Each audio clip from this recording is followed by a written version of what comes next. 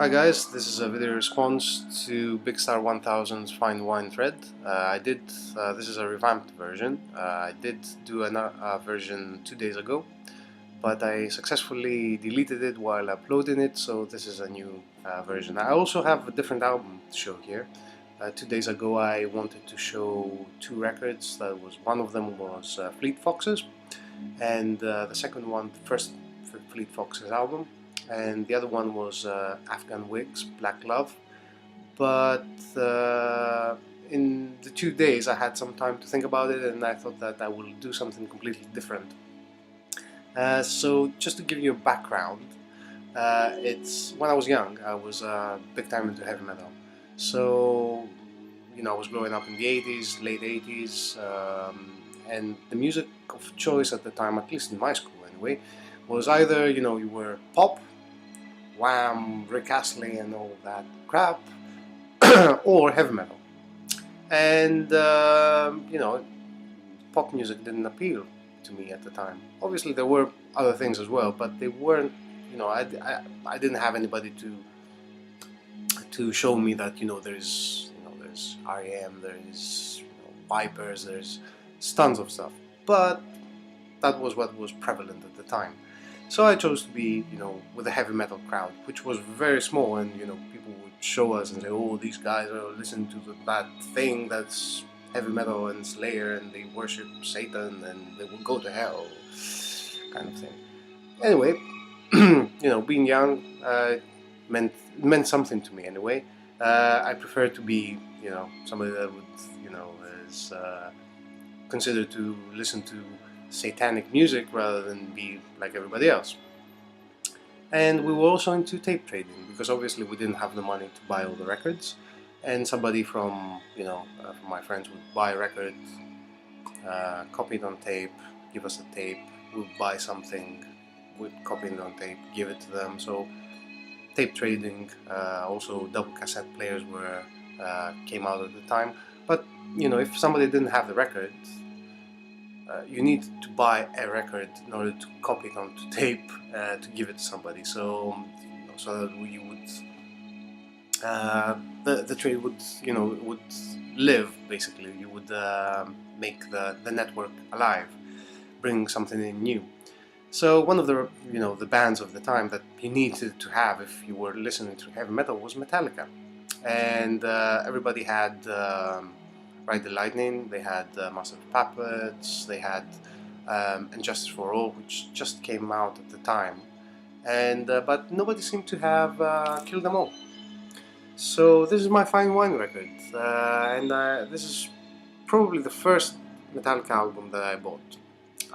I had listened to Ride the Lightning and Master of Puppets, and I was really thrilled to buy this one, because it was the first one and nobody else had it, and I would trade with it, with this tape and all that kind of thing. So I went out and bought it. This is not the actual copy that I have, because I have a copy that I bought back in 1988, I think, back in Greece, and it's an early reissue, and this one I bought because I wanted to upgrade, basically. It's not really of an upgrade. It is a new copy, but it's not as good as the original or the early reissue that I have. And if you're planning on buying this, planning on buying the half-speed remaster, I would suggest that you go for an earlier reissue instead. The pressing is alright. Not very heavy vinyl. I mean, yeah, and most importantly, the sleeve doesn't have printed. Sleeve doesn't have the printed lyrics on it, which is how it was in the originals anyway. So yeah, not very good copy. However, we're not here to talk about this reissue. We're talking about the record itself. And so yeah, I was very excited. I went out and I bought it, went home, put the needle on the record, and hit the lights went on, really good, but I liked it, but I was sort of disappointed. And the reason I was disappointed was that it didn't have the heavy metal aesthetic or the thrash metal aesthetic uh, of the time of Ride the Lightning or Master of Puppets. It didn't have a ballad. It didn't have acoustic guitar intros. It didn't have the melody. It didn't have anything out of that. So I kept it on the side. I traded the tape. But I liked it. But yeah, sort of. They're almost there. Right, the Lightning was much better for me, and I didn't like Injustice for All either. So just kept it there. Many years go by. A lot of water under the bridge, musically speaking. Evolved a lot. Nirvana happened. Tons of stuff. I mean, I've went into what I'm listening to now, and I decided some years ago, very recently actually, to listen to Metallica again. I don't know why, and I started listening to Injustice for All, and rediscovered my Ride the Lightning albums and Master of Puppets, and I decided that Injustice for All was much better. And then I started listening to this one, and I discovered that this is my favorite Metallica album. And there is a good reason for that actually. The reason is that this album is basically a fan album, and at the time they were listening to new wave of British heavy metal, which new wave of British heavy metal was basically punk-inspired hard rock bands that played hard rock done dirty and fast, and punk. So they liked the Misfits, they liked Iron Maiden, the first albums, and they took that and they put it together and they made this album, and they made it faster and bigger and dirtier than their British cousins, and they made thrash metal, and that is the reason why it's not that heavy metal. It's more of a punk album. It's more inspired from the Misfits rather than, I don't know, Judas Priest, for example. Sure, there are some elements to it, but mostly it's punk, and it's punk not punk into musically speaking, but as a feel to it, and it's also has this kind of youthful energy to it that is not present in the other records, because the other records are more worked on. They have a different aesthetic, whereas this is something that you would expect a school band to do. A really good school band, playing very fast, very good, very accurately, but a school band nonetheless. I mean, look at the name. Now, I know that Metallica is like a household name, but it's the silliest band name in all time. It's a name that a fan would give, Metallica. We're like metal, we are so metal, we're Metallica, we're metalized, we're something like, yeah, something completely silly. And look at them, they're kids, bloody kids. James Hetfield was is screaming out of his lungs, and the production is really lo-fi.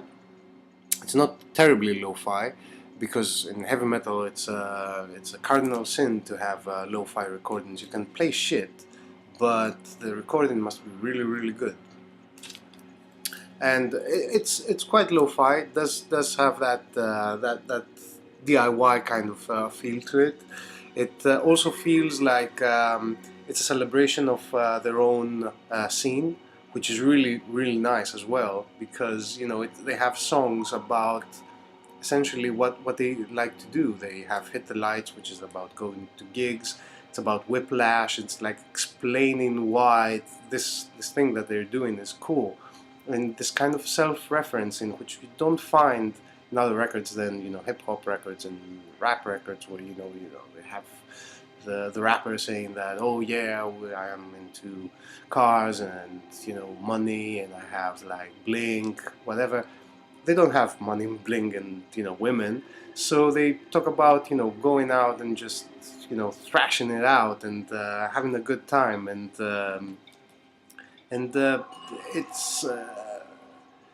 it's so DIY and so primitive, if you like, and that just they've never been able to capture this kind of thing before. They have before, after, they haven't been able to capture that energy and that pure kind of spirited um, not guitar, but songwriting. Even the album cover is not heavy metal. It doesn't follow the aesthetic of heavy metal. It could be a punk record, to be honest. And yeah, and that's why it's a fine wine record for me. It's because at the time it didn't fit the aesthetic of heavy metal, which it was what drew me to heavy metal.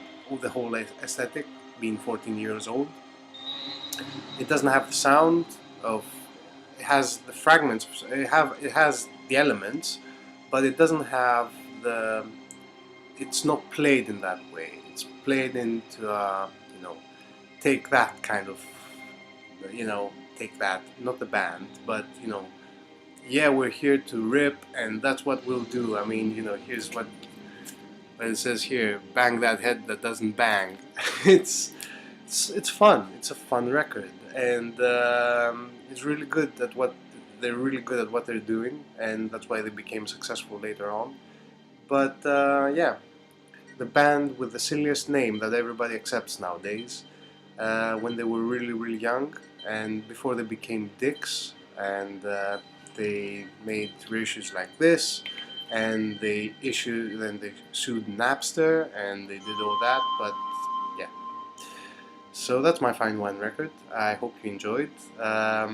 I know it's not as politically correct in a sense, but yeah, I thought that it fit the bill. So anyway, thank you very much for watching, and see you soon.